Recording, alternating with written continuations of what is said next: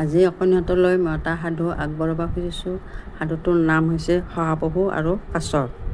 এবাৰ জন্তুবিলাকৰ মাজত এখন খেল ধেমালিৰ প্ৰতিযোগিতা হৈছিল।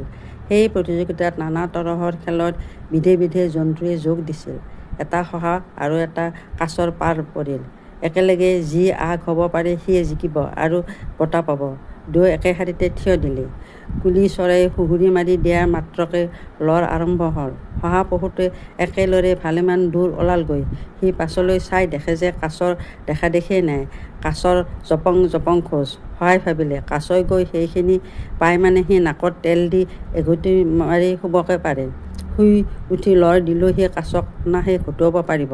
এয়াকে ভাবি সি তাতে বাগৰ দিলে। বাগৰ দিয়াৰ মাত্ৰকে তাৰ টোপনি আহিল, গভীৰ টোপনি। টোপনিত তাৰ নাক দুটা বাজিবলৈ ধৰিলে। ইফালে আকৌ কাছটোৱে ক'তো অলপো ৰোৱা নাই। জপং জপংকৈ সি আগবাঢ়ি গৈয়ে আছে। গৈ গৈ কিছু সময়ৰ পাছত নিৰ্দিষ্ট ঠাইত ওলালগৈ। শহাৰ তেতিয়াও টোপনি ভঙাই নাছিল। সি সাৰ পাই উঠি দেখিলে তাৰ ফালে আধ্যা হ'ল।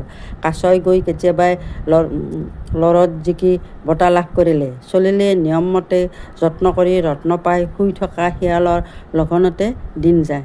ধন্যবাদ।